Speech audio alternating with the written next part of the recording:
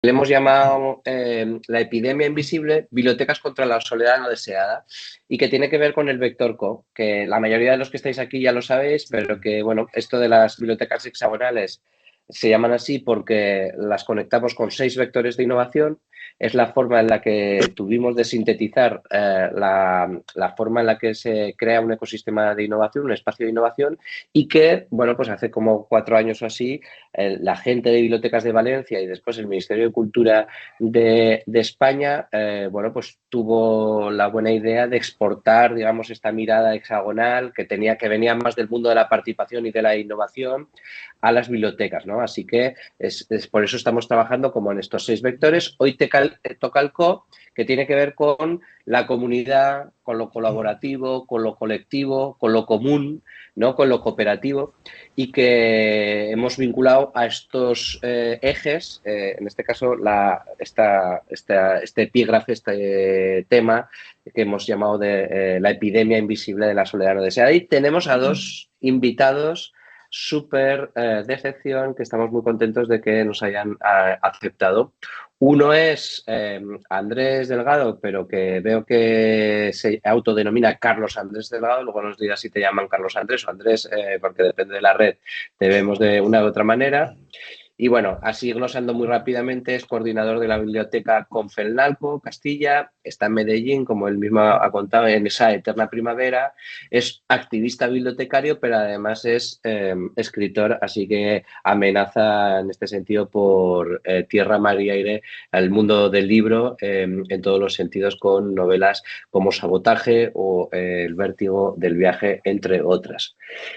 Y nos acompaña también Miguel Rivera Donoso, gestor cultural, coordinador del plan de bibliotecas de recintos penitenciarios, de espacios privados de libertad, los que comúnmente en lenguaje de la calle les llamamos cárceles en la mayoría de nuestros países, y está en Chile. En concreto nos habla desde Santiago de Chile. Qué bueno tener estas 2 miradas para abordar este tema tan apasionante.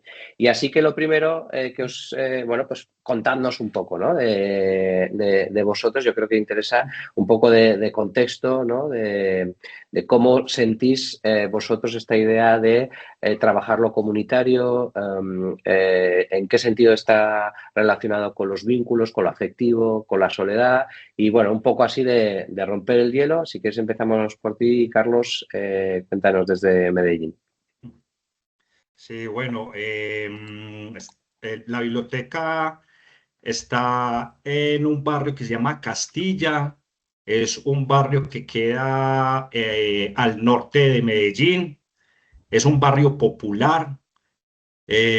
Las bibliotecas en Medellín tienen ese componente importante y es insertarse en la gente, sentarse en los barrios a todo nivel.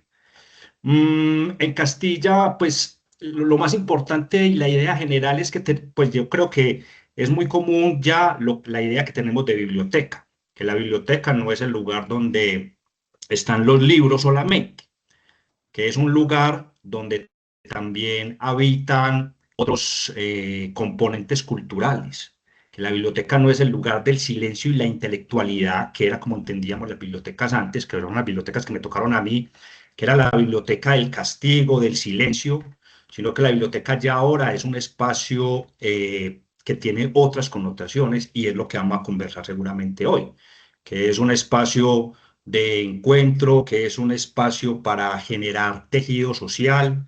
Entonces hay dinamización de las colecciones, hay clubes de lectura, taller de escritura, hay el grupo de tejido, ¿sí? Están los abuelos cuentacuentos en otras bibliotecas, hay espacios que la biblioteca tiene otras dinámicas. Y eso es lo que vamos a conversar hoy, porque ya no solamente es una biblioteca donde están los libros, no es solamente un lugar donde suceden espacios culturales, sino que es un espacio donde se generan vínculos afectivos, que seguramente es lo que vamos a conversar hoy y será ya mi parte la conclusión. Raúl. Súper, muchísimas gracias. Miguel, Preséntate un poco, cuéntanos un poco cuál es tu visión de este tema, desde este lugar tan particular en el que trabajas tú, que son estos espacios privados de libertad, ¿no? Sí, la cárcel. Gracias primero por la invitación, Santiago y Raúl, y por el tema puesto sobre la mesa que están, y el rol de la biblioteca en este tema también. Mira, el piropo para tu camisa. Un segundito que vamos a silenciar a los participantes. Vale, perfecto. Estamos. Ya, bueno, yo soy Miguel Rivera, llevo ya 14 años de mi vida, mis últimos 14 años trabajando directamente en cárcel. Yo coordino, como tú dijiste, lo que acá en Chile le llamamos el Plan de Bibliotecas en Cárceles, que es una iniciativa que nace desde lo que hoy en día es el Ministerio de las Culturas. Cuando comenzamos no existía el Ministerio de las Culturas y hoy en día tenemos 80 bibliotecas en todo Chile, en todas las regiones de Chile. Yo he estado en cada una de ellas, montándola, formándola, conversando con todos los protagonistas ahí, antes, durante. Así es que yo coordino un equipo de 5 personas que estamos a cargo de todas estas bibliotecas, pero además trabajo directamente en la cárcel todas las semanas con las personas privadas de libertad, llevando a cabo talleres de lectoescritura, escritura autobiográfica y club de lectura y mucho más. Evidentemente el tema de la soledad es un temazo, es una plaga, y dentro de la cárcel lo es muchísimo, porque hay mucho de lo que cuidarse dentro, ¿no? Hay que guardarse el 90% de tu ser, de lo que eres, porque está en juego incluso la supervivencia en eso. Y es algo que lo reafirman todas las personas privadas de libertad con las que he trabajado. Aquí no se puede prácticamente hablar, pese a que estás en un lugar de nexos sociales obligatorios, por el alto hacinamiento que tenemos, sobre todo en Latinoamérica.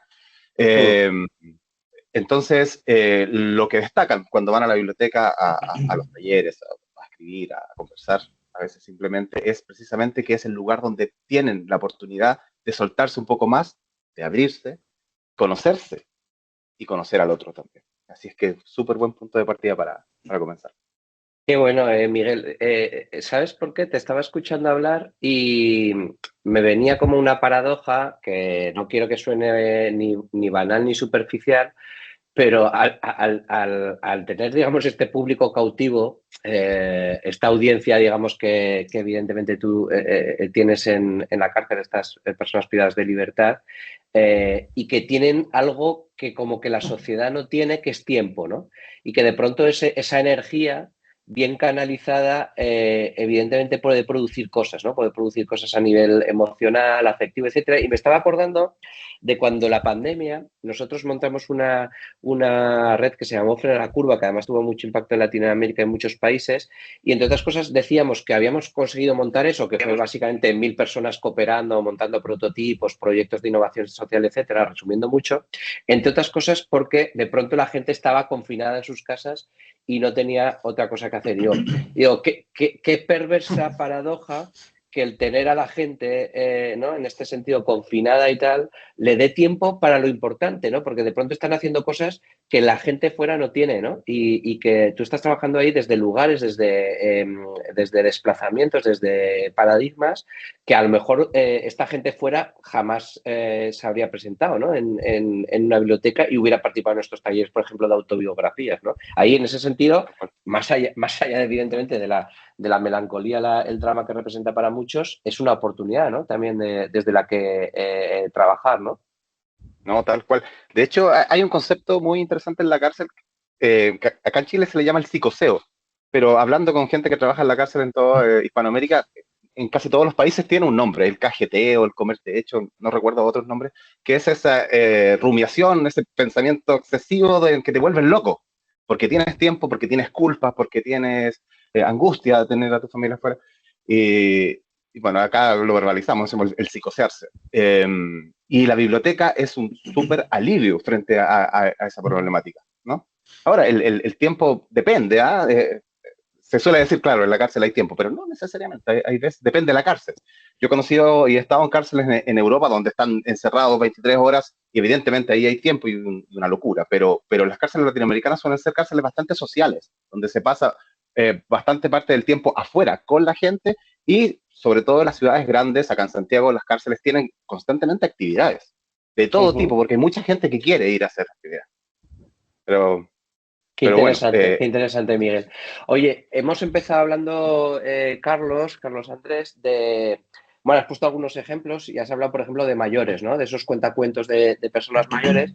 Durante muchos años, os diría, bueno, para empezar, el tema de la soledad, en el fondo es como contemporáneo, ¿no? Hace 15 años no hablábamos de soledad, pero cuando empezamos a hablar hace 15 años, en todo caso pensábamos en personas mayores, ¿no? Parece que uno pensaba en soledad y pensaba en el abuelito o la abuelita, ¿no? Esta persona que se había quedado aislado y que, bueno, pues en fin, que pasaba sus días sin recibir visitas, ¿no? Que por otra parte esto es un fenómeno bastante más europeo que latinoamericano, aunque creo que está llegando también a vuestro continente por un tema de idiosincrasia cultural, arquitecturas familiares, etcétera. Pero bueno, lo interesante de los últimos años es que nos hemos dado cuenta que la soledad no solo es un tema de personas mayores, es también un persona de adultos, de jóvenes y casi incluso de niños, ¿no? Pero sobre todo me interesa de jóvenes, ¿no? Porque esto es como otra paradoja de nuestro tiempo, ¿no? Una generación más conectada que nunca, con no sé cuántos mil amigos en el Instagram, en el TikTok, en el Facebook y todas estas cosas, y sin embargo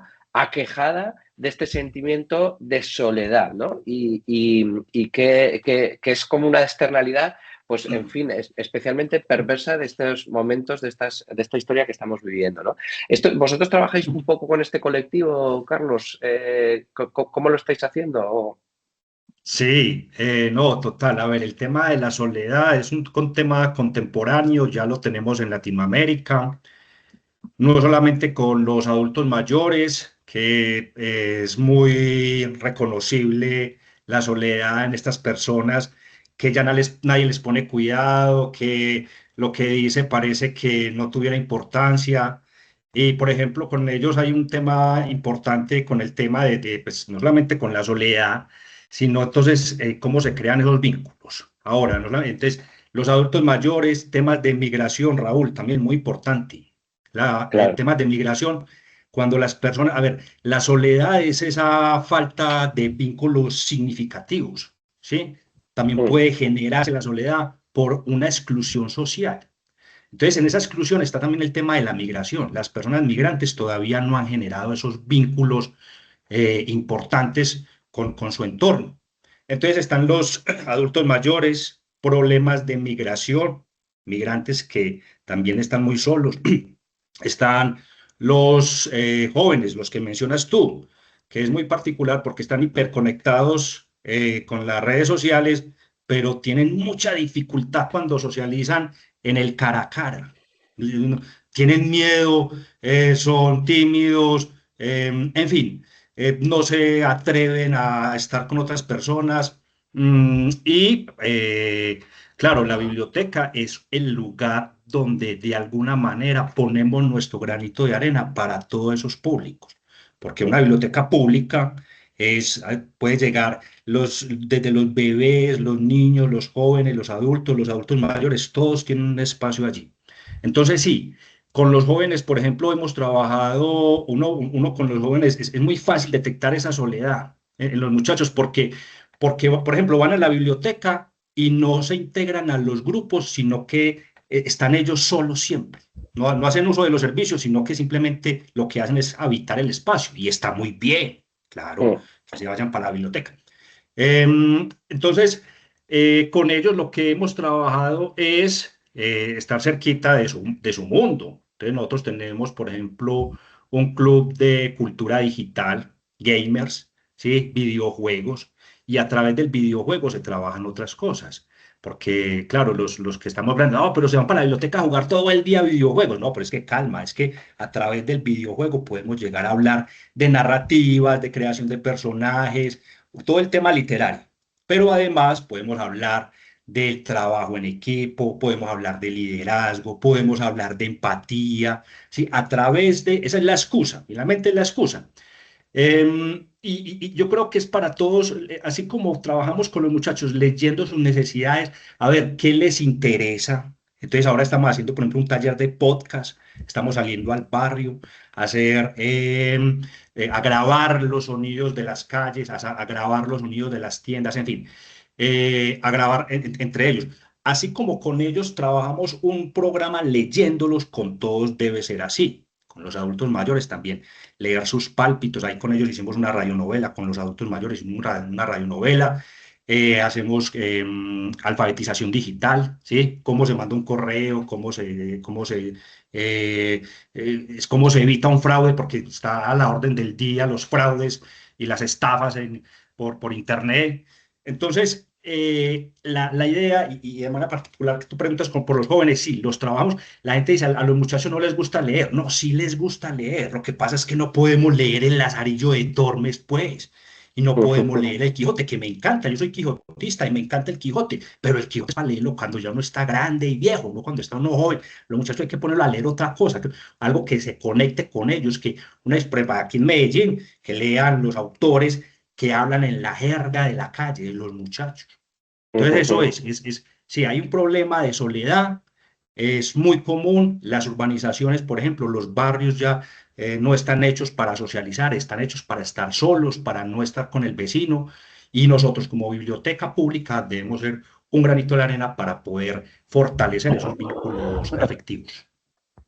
Qué bueno. Me estaba acordando de uno de mis libros de cabecera estos últimos meses, que además me está costando leerlo mucho porque me lo leo en inglés y yo en inglés, es como si me costara 5 veces más, que es de Vivek Murthy y que se llama Together o Juntos, y que cuenta una cosa, y va, bueno, fundamentalmente de cómo las relaciones sociales, la soledad influye en la salud, ¿no? Esa es un poco la teoría de fuerza. Este tipo fue digamos, el cirujano general de los Estados Unidos, algo así como una especie de ministro de Sanidad honorífico de Biden. Y una de las ideas fuerza es que la soledad equivale en términos de salud a fumarte 15 cigarrillos al día, por ejemplo, ¿no? Y esto que es un dato, bueno, que no es suyo, pero lo cita de una socióloga, me parece británica y tal, pero lo que sí que cuenta, que me parece que es voz suya propia y me parece muy potente, es que este malestar, esta pena, esta angustia que uno tiene cuando lleva tiempo sin ver a sus amigos o a sus familias, pues porque es ese inmigrante, por ejemplo, desplazado, o porque está en la cárcel, o porque es un joven que, por lo que sea, tiene dificultad para socializar, este malestar, que a veces llamamos depresión, es una respuesta del cuerpo que habríamos desarrollado los seres humanos como una reacción biológica de supervivencia, un tema darwinista, porque serían como, igual que nos da señales el cuerpo cuando tenemos hambre o sed de que bebamos o comamos, porque si no nos morimos, el cuerpo nos está mandando señales constantemente de que necesitamos a los otros, de que necesitamos estar con los otros, de que necesitamos relacionarnos, porque nunca hubiéramos llegado, digamos, desde un punto de vista antropológico, desde un punto de vista de evolución, hasta dónde hemos llegado, si no hubiera sido gracias a nuestra capacidad de cooperación, de colaborar, de comunicarnos con los otros, de hacer comunidad, de hacer tribu, ¿no? De hecho, en fin, el hombre libre, solo, en libertad, en naturaleza, era un hombre muerto, ¿no? Las tribus que prosperaron fueron aquellos pueblos cazadores recolectores que supieron cooperar, ¿no? Y esto me parece muy interesante porque lleva a otro lugar el tema de la soledad, que parece que como que nos da vergüenza, ¿no? Admitir que estamos solos, ¿no? Parece que uno no se levanta y va al LinkedIn y dice, oye, hoy me siento solo, alguien se tomaría un café conmigo. Esto no lo dices porque piensas que te van a tratar de psicópata o de raro, ¿no? Y a mí me interesa, Carlos, este tema que tú estabas contando, estos talleres, o sea, Miguel, perdona, en la cárcel, en la que la gente de pronto se abre, que tiene casi una línea terapéutica, ¿no? Aunque obviamente no hagáis intrusismo, que sois bibliotecarios, que no sois terapeutas, pero tiene ahí una parte evidentemente de cura emocional, de construcción de identidades, en fin, de supervivencia. Profundízanos en esto, que nos interesa mucho tu visión. Sí, muchísimo. Has dado en el clavo. Pero antes debo decirle a Carlos que yo estoy en el otro lado de la moneda. Mis usuarios son los que hacen las estafas que tú evitas en tu Total. biblioteca. Es un público muy interesante. Sale especializado, efectivamente, sí. Sobre todo telefónico. Sí, a ver, si me apuras, yo te podría decir que el mejor resultado que tienen las bibliotecas en las cárceles es precisamente esa comunidad, esa apertura que logran a través de la activación mediante la literatura y el hecho de compartir con gentes que conocen pero no conocen. Eso es lo mejor, y no lo digo yo, pues, también lo digo yo, que llevo mucho tiempo viéndolo, pero lo dicen ellos, cuando terminan el taller y retroalimentamos y dicen que es lo mejor, que es lo que compartirías, con qué te quedarías, y 95% dicen lo mismo, y también en las encuestas que llenan y que tenemos por miles, donde ponen qué es lo que más valoran, precisamente poder hablar de cosas que acá no se pueden hablar. Sinceramente no se pueden hablar, y ver que el otro también es capaz de hacerlo. Y esa confianza mutua que se empieza a crear vínculos inmediatos en un lugar donde ya, dijimos, la soledad es arrecia. De pronto encuentras puntos de conexión que no son los típicos puntos de conexión de las conversaciones que están pasando en el día a día fuera de la biblioteca, que son principalmente de delincuencia. Una pregunta que normalmente le hacemos: ¿qué hablan ustedes acá todo el tiempo?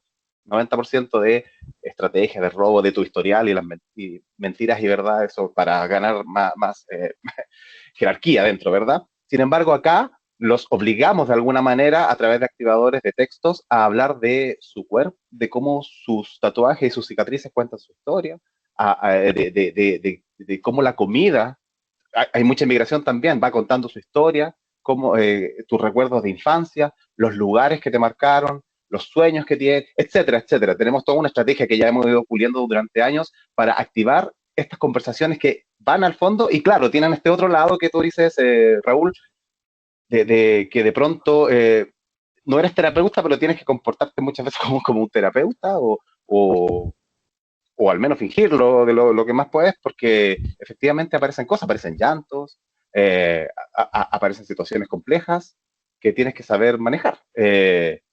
Pero sumando y restando es un momento muy valorable cuando tienen esta posibilidad, sobre todo de conocerse a ellos mismos. Siempre, es casi unanimidad, dicen: no pensaba que yo tenía la capacidad de hablar o escribir de tal cosa.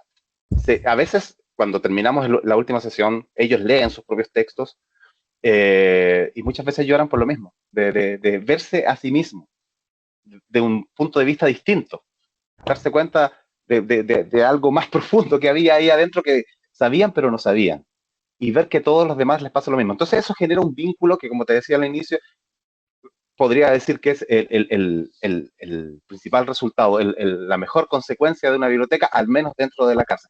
Los libros, por supuesto, también. Transformar a un lector, alguien que no leía y que de pronto lee, maravilloso, súper bien. Pero yo no te podría asegurar que los mundos que tú exploras a través de la lectura necesariamente apuntan contra la soledad. Perfectamente alguien podría decir, un niño podría decir: mi tío, el que más lee, es el más solo. ¿No? Entonces, claro, si resulta bien, la literatura es maravillosa, te abre el libro, y la biblioteca sí que transforma a lectores, muchos, pero lo otro lo veo como más crucial dentro de la función de una biblioteca, al menos en este contexto. Sí, porque digamos que en el fondo hemos construido las bibliotecas fundacionalmente desde esa lógica, digamos, de relación individual entre la persona consumidora y el libro. Pero en el fondo las bibliotecas siempre fueron proyectos colectivos, o sea, tuvieron sentido porque trascendían la relación entre un sujeto y un libro, y lo que construían era fundamentalmente una comunidad o de aprendizaje o de salvaguarda del saber, en fin, del conocimiento, etcétera. Pero decías además una cosa que me ponía filosófico, me daba una dimensión filosófica un poco Foucaultiana. Y dices: ostras, qué interesante la metáfora de la cárcel. Y dentro de la cárcel, la biblioteca como un espacio de confianza donde abrirse, donde tener una voz auténtica, donde reencontrarse con los vínculos, con el otro, ¿no? El espíritu de comunidad, etcétera. Pero qué interesante si lleváramos esa metáfora al mundo. ¿No estaremos acaso construyendo un poco el mundo no se estará convirtiendo como en una gran cárcel entre el panóptico de las redes sociales, la impostura de tener que desempeñar una personalidad diferente a tu voz interior, porque tienes que aparentar o porque sabes que en fin, te están escrutando los otros, etcétera. Y hemos dejado de tener esos espacios de seguridad. O sea, no hay una analogía entre la cárcel y el mundo y la biblioteca dentro de la cárcel y las bibliotecas fuera de la cárcel como espacios de confianza y de seguridad, ¿no? Es esa el lugar el que nos tiene reservado el siglo XXI para las cárceles, Carlos Andrés, espacios de confianza, espacios de vínculos, espacios afectivos, espacios donde explorar lo que este mundo ruidoso, hiperindividualista, competitivo, banal, superficial, nos está dejando fuera. No, yo creo que la biblioteca sí es ese lugar seguro. Y es el lugar donde podemos hablar de otras cosas. Para uno hablar de fútbol, cualquier lugar está bien para hablar de fútbol. Para un lugar para hablar de política, cualquier lugar podría servir para hablar de política. Pero donde uno puede llegar a hablar sobre gastronomía y de la gastronomía popular, o donde hablar de literatura, donde hablar de baile, donde hablar de música.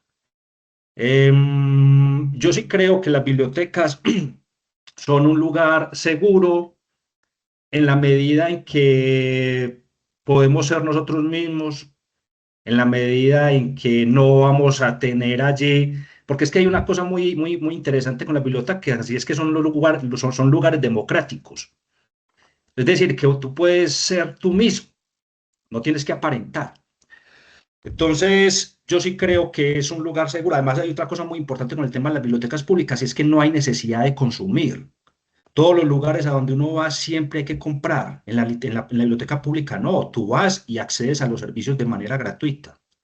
De los últimos, Entonces, pues es un oasis en ese sentido, ¿no? Porque yo estuve viviendo una época en Nueva York y efectivamente en Nueva York a cada paso que das te están cobrando en cada lado, ¿no? Y sin embargo la biblioteca es el único lugar donde tú te puedes mover sin que te estén cobrando en cada esquina, ¿no? no, total. Y la gente se extraña mucho, o sea, eso es muy curioso, porque la gente va a la biblioteca y pregunta cuánto vale la obra de teatro que estamos ofreciendo. O cuánto, o por ejemplo, todavía no entienden, el espacio de la biblioteca es un espacio bonito. Ya dijimos que la Biblioteca de Castilla está en un barrio popular, un barrio de estratos bajos, donde, por ejemplo, un salón con aire acondicionado, eso es muy escaso. Un lugar donde uno pueda tener un televisor, un computador, donde pueda tener recursos para poder para poder tener una reunión y que el espacio sea absolutamente gratuito, que no es lo único que hay que es reservar. Eso es muy escaso y eso lo hace muy, muy especial.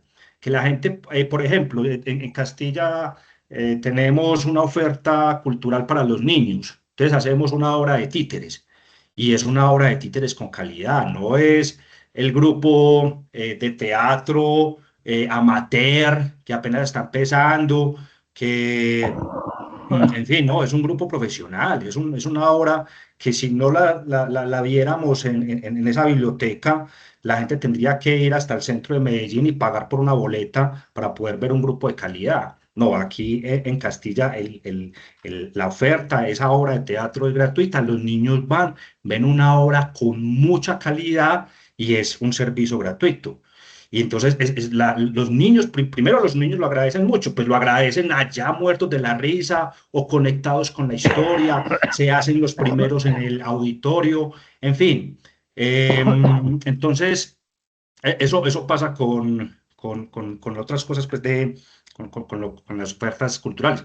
Ahora, por ejemplo, ahí estamos viendo, nos están proyectando el proyecto que tenemos del costurero, que son un grupo de personas, no vamos a decir ya de señoras, porque ya vemos también que hay un señor, no vamos a decir de señoras porque ya van los muchachos también, los muchachos también quieren aprender a tejer. Entonces, este grupo, este costurero que inicialmente parece una manualidad, es una excusa para hablar precisamente de un tema de salud mental, compañeros, compañeras. Porque si bien la excusa es el encuentro para tejer, lo que se hace es un ejercicio de conversación, es un ejercicio terapéutico. Nosotros no somos profesionales en temas de terapia, ¿sí? Como lo hemos conversado en esta mesa, nosotros no somos psicólogos, nosotros somos amantes de la literatura y de la cultura. Entonces, la excusa es el tejido, encontrarse a practicar ciertas puntadas, pero empieza la una a conversar, a contar su problema con su marido, empieza la otra a contar su problema con su familia. Entonces, y normalmente, y muchas de estas personas vienen de soledades. Y lo que hablabas ahorita, Raúl, con el tema de la salud, nada más hace como 8 días, doña Victoria me dijo, Andrés, ¿cómo te parece que este año tenía un dolor de espalda horrible y me mandaban todos los medicamentos y eso no se me quitaba? ¿Y sabe cómo se me quitó ese dolor de espalda? Viniendo a la biblioteca. Lo que yo estaba era estresada. Yo estaba estresada en la casa porque, pues además es ama de casa.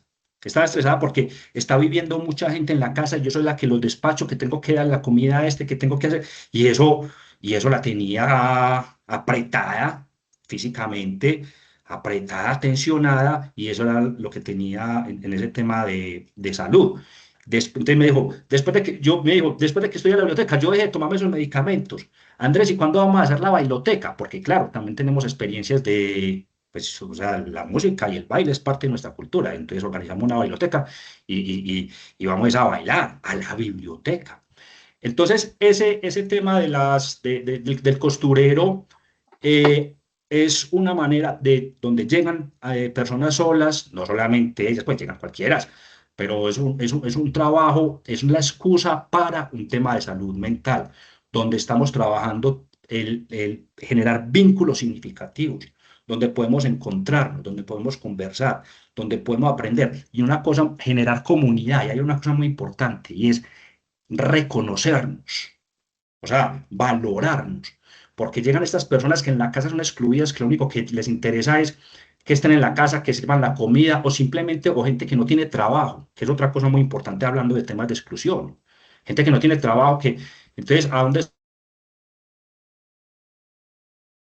Uy, me parece que hemos perdido a Carlos durante un segundito. Mientras vuelve y no vuelve, le voy a preguntar, le voy a pedir a Miguel que aunque no hemos tenido tiempo de montar el PowerPoint, pero que nos cuente algún proyecto de los que está poniendo en marcha en esas 80 cárceles de Chile. Miguel.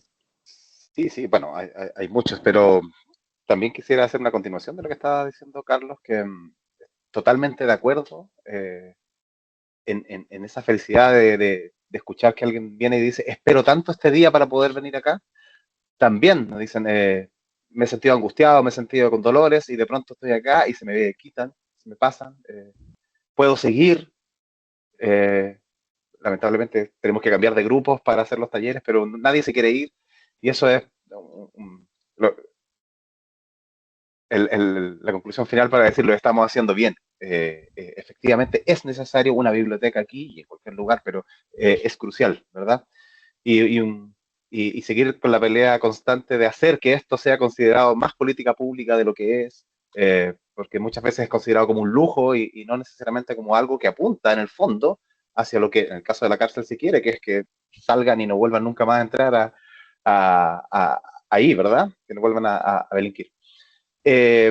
Proyectos, bueno, hay muchos. Se me viene a la mente ahora el proyecto de ludotecas también, enganchando lo que decía Carlos antes. Empezamos un poquito antes de la pandemia, lamentablemente la pandemia lo tiró abajo, pero el resultado de que la gente que nunca pensaba ir a una biblioteca vaya atraído por ir a jugar y que de pronto a través de esos juegos empiecen a crearse historias colectivas, a adivinar el lenguaje corporal que tiene el otro, a, qué sé yo, a inventar tu propia historia a través de juegos, a través de un azar, eh, consigue que todas esas personas que vienen con la historia de la biblioteca, como decía Carlos al inicio, del lugar de castigo, principalmente a los que están en la cárcel, son gente que en su mayoría no terminaron la escuela primaria, secundaria, personas que los castigaban literalmente con ir a la biblioteca, que nunca leyeron, que leen mal, donde el concepto de biblioteca no parte desde cero, tenemos que partir desde -10, y que de pronto sepan que es un lugar donde se puede ir a jugar y a compartir, aunque no leas. Creo que es un proyecto que toda biblioteca pública debería adoptar. Hay veces que es barato, es fácil, eh, y salir un poco de los juegos más clásicos que todos saben jugar, ¿no? Darnos el trabajo de la primera vez, estar ahí una hora aprendiendo de cómo se juega, pero después ya se transforma en una adicción. Así es que se me viene a la cabeza eso, se me viene a la cabeza también proyectos que hemos hecho para poder vincular a las familias también. La cárcel es un lugar de adultos, hay de jóvenes también, pero donde los niños tienen mucha presencia porque van constantemente a las visitas, ¿verdad? Y hay niños, los mismos que están presos, dicen, yo empecé a entrar a la cárcel a los 4 años porque me venía a ver a mi papá que estaba acá. Entonces la cárcel es un lugar también donde los niños viven y donde hay que tratarlos. Muchos de nuestros objetivos apuntan, y de la literatura que compramos en la colección bibliográfica, como de las temáticas que vemos en los talleres, apuntan precisamente a hacer que la experiencia que tiene el niño una vez dentro de la cárcel no sea aquella traumática, ¿verdad? Que el único momento en que ve a su papá o a su mamá una vez al mes, una vez a la semana, se quede con las historias que se cuentan entre ellos, con las herramientas que le entregamos a los papás para que convivan con los hijos, y no con la suciedad, con los olores, con todo lo horrible que es la cárcel, y esa experiencia del momento de la visita. Entonces, no solo en Chile, a través de la red LEN nosotros hemos visto que hay iniciativas similares en casi toda Iberoamérica que conectan las personas, incluso a través de WhatsApp, de estrategias de este tipo, de estrategias de todo tipo. Así es que podría estar aquí mucho tiempo contándote buenos proyectos, pero en este momento ludotecas y trabajo con familias se me viene a la cabeza. Muy buenísimos, Miguel. Ya te hemos recuperado, Carlos. Te nos has quedado congelado, pero yo creo que la parte fundamental de la exposición y el discurso lo escuchamos todos. Así que vamos a abrir ahora un pequeño turno de palabras, bueno, pues para que nos pregunte estos participantes tan activos que tenemos, nos den un poco de feedback, y si son comentarios, bueno, pues que sean breves. Pero esta es la parte que queremos, bueno, pues que la gente levante la mano, con cámara o sin cámara, y que tome protagonismo, porque parece hacemos en formato síncrono estos webinarios. Venga, vamos a empezar, por ejemplo, por Aran, que es de la biblioteca Ramón J. Sender de Huesca y que es muy activa siempre en estos foros, así que se lo agradecemos, porque romper el hielo siempre es lo más difícil. Buen día a todos y a todas. Bueno, estoy impresionada. Se me ha removido todo al escucharos, especialmente a Miguel. Yo tuve la suerte de participar en un programa muy potente en cárcel, aquí en Aragón, durante 9 años, de alfabetización digital a personas mayores. Entonces, me parece, primero de todo, agradecer, y me parece hilado, no hiladísimo, el que Miguel esté aquí contándonos esa experiencia en cuanto a la soledad que se siente cuando uno está privado de libertad y cuando una está privada de libertad.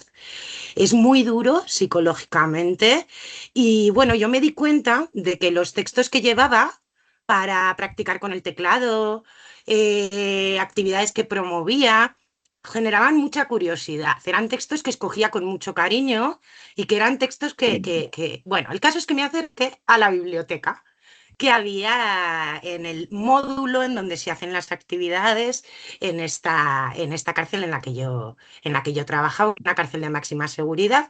Entonces hay un módulo en donde se hacen las actividades.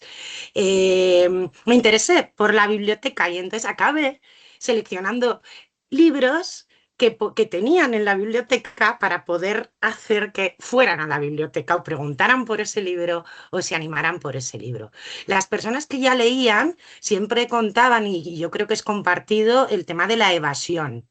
La lectura tiene un poder de evasión muy potente, y creo que en ese contexto es importantísimo, es fundamental. Aparte de, por supuesto, si luego ya llegamos a todas esas maravillas que ha contado Miguel, maravilloso, ¿no? Pero ya solo la parte de evasión a mí me parece muy poderosa. me quedé con muchas ganas, y aquí va mi pregunta. Miguel, ¿tenéis algunas guías de recursos, algunas guías de temas que tengan interés, en donde, cómo de alguna manera hacéis esa promoción de colección o de sugerencias temáticas, si es así? Sí, me Gracias, de acabo de verdad. dejar ahí, no, gracias a ti por el interés. Acabo de dejar ahí en el chat la web que hemos construido en los últimos 3, 4 años. Me atrevo a decir que es el principal repositorio de esta mezcla entre literatura y cárcel que existe en el mundo de habla hispana, e incluso también portugués y catalán, pero principalmente habla hispana. Ahí puedes encontrar cientos de recursos, por una parte escrituras dentro de la cárcel, muchas publicaciones que han nacido de fruto de trabajo de las mismas personas privadas de libertad, pero también recursos didácticos que se han creado por aquí y por allá para activar talleres en la cárcel, también literatura académica que analiza. Por cierto, el tema de la evasión está súper documentado, hay estudios bastante serios en Estados Unidos, en Australia y en Chile, al menos, que hablan basado en testimonios directos de las personas usuarias de biblioteca, cómo ponen en primer lugar el efecto de la literatura, y ahí hablan de la evasión o el escapismo, que es lo principal. Yo, en mi experiencia personal, cada vez que hablo con alguien que consigue leyendo, salir de acá, escapar. Y eso tiene un valor muy grande, mucho más que afuera, obviamente. Entonces, te dejo el sitio web ahí a explorar. Hay mucho contenido que puede ser súper interesante. También hay iniciativas de todo tipo y agrupadas. Cartas, por ejemplo, iniciativas de cartas entre personas privadas de libertad, con personas de afuera, entre cárceles. Incluso hicimos, de hecho, entre Chile y Medellín, un proyecto bastante interesante de compartir cartas entre cárceles de ambas ciudades. Y mucho más, así que eso. Muchísimas gracias, Miguel. Vamos a juntar las palabras de Daniel y Andrés Felipe y así luego las podemos contestar Carlos o Miguel y ya nos vamos encarando hacia el final. A ver, Daniel. Bueno, buenos días a Borges. todos y todas, ¿cómo están? Eh, los saludos de Bogotá, Colombia, desde el norte de Bogotá. Me encanta mucho como tener muchas resonancias con las ponencias del día de hoy, pues con las palabras del día de hoy. Acá también tenemos un grupo de bordado, acá también hay bibliotecas carcelarias que hacen ejercicios muy bellos. Por ejemplo, en una biblioteca de mujeres privadas de la libertad se trabajó mucho con una huerta bibliotecaria en donde pues se estaban sembrando hierbas aromáticas para los dolores, para pues todas estas dolencias o quejas de las mujeres privadas de la libertad. Entonces ha habido unos ejercicios muy bellos.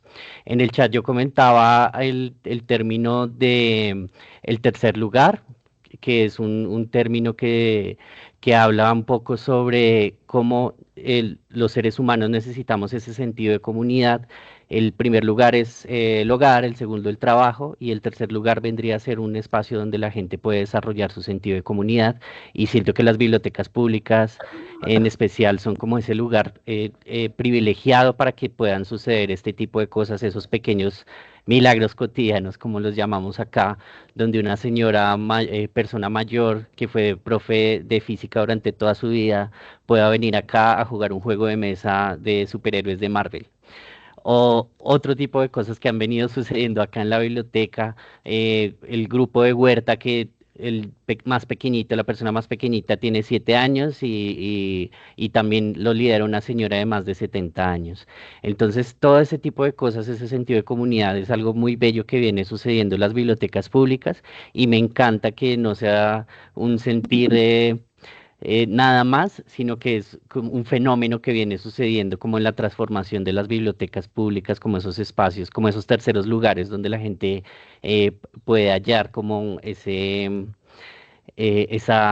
remedio, esa receta contra la epidemia invisible que es la soledad, ¿no? Muchas gracias. Esos terceros lugares, Daniel, esas bibliotecas que serían lo contrario de los no lugares de Marc Augé, ¿no? cuando Marc Augé habla de los no lugares, de las gasolineras, los aeropuertos, los centros comerciales, ¿no? De pronto el mundo se nos ha convertido como todo un espacio de tránsito, ¿no? Las estaciones de metro, de autobús, ¿no? Impersonales, que están como construidos para no generar relaciones, vínculos, ¿no? Que te consideran un mero átomo, ¿no? De paso y tal, y de pronto en las bibliotecas el tiempo se suspende, pero no solo eso, sino que la arquitectura relacional puede producir precisamente esos afectos, esas confianzas que estábamos mencionando. Andrés, Felipe, y ya vamos a dar paso a Carlos y a Miguel para que os contesten y hagan casi también un epílogo. Ok. Bueno, hola, buenos días. Mucho gusto desde Medellín, Colombia. Trabajo en la Biblioteca EPM. Un gusto por esta charla tan interesante, tan amena. A Miguel y Andrés. Yo escuchándolos atentamente y con el título que tiene esta conversación de la epidemia invisible de bibliotecas contra la soledad no deseada, me surgió una pregunta. Pero más surgió una pregunta. Esta biblioteca EPM donde estamos ubicados es una biblioteca que está ubicada en todo el centro de la ciudad de Medellín, de donde habitan una serie de situaciones sociales, económicas, donde podemos tener habitantes de calle, adultos mayores que de alguna manera no tienen recursos para en el día a día. Y la biblioteca se encuentra como un espacio de refugio donde habitan en el día a día. Aquí tenemos usuarios que todos los días vienen solo a leer el periódico. Entonces, con eso identificamos y creamos un club de prensa. Hoy en día, ese club de prensa se ha ido consolidando. Ahora también tenemos un club de costurero literario donde también mujeres adultas mayores hacen parte de ese ejercicio. Es muy curioso porque lo hacemos los viernes, el club de prensa es solo de hombres y el costurero literario es solo de mujeres. Entonces es muy curioso esa dicotomía entre el tema de género. Pero yo escuchándolos me surge una pregunta que actualmente tiene esta biblioteca y seguramente tendrán muchas bibliotecas que están de pronto presentes aquí el día de hoy, pero no sé si en especial nosotros. Y es con el tema del habitante de calle, porque cuando yo leo el título me genera mucho ese tema de la biblioteca contra la soledad no deseada. Los habitantes de calle son una esta palabra se me va, me la entenderán, en la sociedad en la que convivimos. Entonces, yo soy uno de los que no le cierro el espacio a nadie, y más al habitante de calle, que realmente viene a usar los espacios, en este caso de esta biblioteca, que es el baño y el internet. Normalmente vienen es a eso. Pero últimamente yo he venido recibiendo muchas quejas, porque literal muchas quejas de que por qué esta biblioteca tan bonita, un edificio tan no sé qué, deja entrar habitantes de calle. Y obviamente la situación, digamos que es el usuario, que les puedo decir con toda la tranquilidad, vale la redundancia, los más tranquilos que habitan esos espacios. Pero ¿qué es lo que genera ese estigma? El tema del olor. Entonces nos hemos encontrado en una situación de cómo manejarlo, porque en el día a día me llegan quejas de que por qué permitimos eso, pero cómo trabajarlo, cómo llegar a un tema de equilibrio entre el de convivir en esos espacios tan que son abiertos a la comunidad, donde nosotros no podemos negar el espacio a nadie porque es un derecho universal, este tema de las bibliotecas públicas donde todos pueden ingresar, pero nos encontramos con esa dicotomía. Entonces ahí les dejo como esa incógnita de cómo llegar a encontrar como un espacio de armonía donde podamos convivir en armonía, porque a veces se vuelve complejo e incluso han habido discusiones internas del por qué una biblioteca permite este tipo de cosas. ¿Qué llegar a hacer? Es como la pregunta ahí y reflexión en la que yo me encuentro actualmente. La quería dejar aquí en ese espacio porque el título me parece que me conecta mucho con esta situación que vivimos hoy en día. Muchas gracias. Muchas gracias, Andrés. Es un dilema ético importante que tiene, en fin, muchas capas: moral, filosófica, jurídica, deontológica, y que, bueno, no sé si van a poder contestar o no, pero que les vamos a pedir a Carlos y a Miguel que dentro de ese epílogo de despedida, con alguna idea fuerza y tal, pues en medio de esas últimas frases, bueno, pues de alguna manera en respuesta a estas dos últimas intervenciones. Carlos, que te hemos recuperado y ya te escuchamos bien. Un poco de síntesis, despedida, si quieres responder diagonalmente a estas últimas sugerencias. Sí, dos ideas entonces. La primera, como para darle respuesta a Andrés, yo lo que creo es que es un gran problema el habitante de calle. Yo lo que creo es que uno podría conversar con ellos. invitarlos para que cuando vengan a la biblioteca vengan un poquito más, es conversar, la incomodidad de pronto que se está generando en la biblioteca. Yo creo que hay que ser sinceros con ellos y cariñosos, con mucha empatía. Hay un reglamento, pues, si uno de la biblioteca, para que se preparen para la actividad y premiarlos de alguna manera cuando acepten esa invitación. Es ser tranquilos con ellos, como dice Felipe, son personas muy tranquilas. Bueno, vamos a hablar con ellas de manera tranquila, invitarlos para que hagan, digamos, o sea, esa biblioteca de PM es una biblioteca muy bonita, es una biblioteca aseada, con una alfombra, con una colección, con aire acondicionado, las paredes, en fin. Entonces, digamos, como hacer la invitación para que cuando ellos accedan a la biblioteca, pues traten de estar como pues digámoslo así, a la altura, no es la palabra, ¿cierto? Pues con ellos no vamos a hablar de esa manera, pero sí es hacer la invitación y premiarlos cuando vengan de esa manera, invitarlos a otros grupos donde también, no solamente el club de prensa, también a otras actividades que puedan estar en la biblioteca, y pues como con el que hagan apropiación, que se bañen, pues, pero hay que hablar con ellos de manera tranquila, pero cariñoso. Y para cerrar la charla, yo lo que creo es que cómo es la biblioteca pública en el futuro con este tema de la inteligencia artificial y todas las tecnologías, yo creo que tenemos que hacer la combinación, o sea, adquirir y apropiarnos de las nuevas tecnologías, de la inteligencia artificial, pero hay una cosa que no nos va a quitar la tecnología y es el encuentro, es la participación, sentido nocivos. Entonces, eso tenemos que incentivarlo. Las bibliotecas ya no es el lugar donde está el acervo bibliográfico. La biblioteca no es el lugar donde suceden cosas culturales. La biblioteca actualmente es un lugar donde se teje, donde se teje socialmente, donde tenemos es un capital social, no es un capital económico, es un capital relacional. Entonces, hay que incentivar eso. Poder los grupos, las comunidades, con los jóvenes que tienen tantos problemas, o sea, los muchachos no resisten una llamada. Nosotros antes los llamamos teléfono fijo. No, ellos no, tienen que ser si uno los llama, no contestan. Tiene que ser uno que les escribe, que te puedo llamar. Antes nosotros llamábamos directamente y mirábamos, a ver, es muy difícil con ellos el tema de la relación face to face, ¿cierto? Bueno, esa es la reflexión final. Tenemos que incentivar los tejidos sociales. Muchísimas gracias, Carlos. Estamos teniendo pequeños problemas para seguirte, pero se te ha entendido perfectamente. Era solo un pequeño decalaje, no pasa nada. Se te ha entendido perfectamente las ideas fuerza. Y vamos a pedirle a Miguel que haga este epílogo y, bueno, y si se atreve también con esas preguntas finales que nos lanzaba desde el público. Sí, bueno, no soy el más indicado por el tema de las personas en situación de calle, porque no es el caso de nuestras bibliotecas. Claro. No obstante, se me venía a la cabeza este estudio que precisamente pusieron en el chat, que hizo acá la Biblioteca Santiago, que posiblemente la biblioteca más grande y más activa de nuestro país, que analiza esta situación, que obviamente es algo común. Recuerdo, me tocó verlo por primera vez en Sao Paulo, en Brasil, donde la biblioteca se jactaba de ser la más moderna de todas, pero tenía este problemazo y ellos lo definían como un problemazo. O sea, ¿qué hacemos? ¿Les ponemos duchas? Porque efectivamente espantan a los otros usuarios que vienen y el tema es el olor.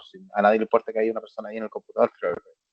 Y según lo que me comentaron, la solución fue la misma que ha aparecido acá, parte de Carlos, en lo que se escribían en el chat recién, integrarlos y trabajar con ellos, y al ver las transformaciones también las otras personas ven que la biblioteca es el espacio más democrático que puede existir, como también aprecié antes. Yo me quedo con tantas cosas. Hace poquito hablaba, cuando me invitaron a este conversatorio, justo por esos días hablaba con un amigo que trabaja en biblioteca y hace clubes de lectura, no en cárcel, fuera, bibliotecas públicas, y me decía, la gente acá viene ni siquiera buscando tanto compartir lectura, sino que también un remedio contra la soledad. La gente que viene acá está bastante sola y encuentra acá comunión, comunidad, puntos en común, y luego si no leen el libro vienen a tomar tecito y galletas y lo pasan bien y esperan venir acá. Entonces yo creo que ese es un llamado para todo tipo de bibliotecas, como identificar qué es lo que une a las personas que van a la biblioteca. Y ese es el corazón de todo. Para la creación de cualquier tipo de actividad, puede ser soledad, puede ser otra cosa, puede ser compartir problemas con sus niños, puede ser dramas de cuidadores, lo que sea. Tener la capacidad de identificar lo que une a las personas. Creo que eso potencia la biblioteca y debería transformarse en la principal narrativa, y vamos a seguir hasta el final metiendo por todas partes esto del concepto de que las bibliotecas son más que libros, ¿verdad? Y todo lo que hemos hablado acá alimenta esa frase. Así es que, sin más, me quedo con eso y agradeciendo nuevamente la iniciativa y la invitación. Buenísimo, Miguel. Buenísimo, Carlos Andrés. Yo creo que ha quedado claro que las bibliotecas son más que libros, que el énfasis, el acento está en los vínculos, en cómo nos relacionamos, en cómo creamos comunidad, cómo creamos afectos, espacios de confianza. En ese sentido, la hoja de ruta de las bibliotecas es eterna. Podrá venir una inteligencia artificial a escribir, en fin, Guerra y Paz del tirón, ¿no? Imitar a Dostoyevsky, por ejemplo, pero, o a Tolstoy, pero nunca va a poder sustituir los vínculos, ¿no? Los afectos, la necesidad de estar con los otros. Y ahí las bibliotecas, a falta de una infraestructura pública mejor que no existe, se reivindican, ¿no? Como bueno, pues esta red de nodos críticos para los grandes desafíos contemporáneos, de los cuales la soledad pues es sin duda alguna uno de los más acuciantes, transversal bueno, y pertinente, ¿no? Que podemos abordar. Ya lo estáis haciendo, enhorabuena por estos proyectos tan interesantes, Carlos, Miguel, gracias a todo el público. Nos vemos el lunes que viene en el último conversatorio relacionado con la tecnología y en este caso un poco con el tema de las fake news, ¿no? Y todo esto, que también es un tema importante en la que las bibliotecas tienen mucho que decir. Nos vemos en Bibliotecas Hexagonales. Ya sabéis, invitados a completar esos talleres o a subir vuestros proyectos al portfolio. Esto no es el final del programa, esto es el comienzo. Queremos que esto sea una comunidad activa de militancia bibliotecaria en el sentido más amplio de la palabra, como hoy hemos visto, que tiene que ver mucho más con vínculos, no solo con libros. Muchas gracias, amigos. Hasta luego, un placer. Chao.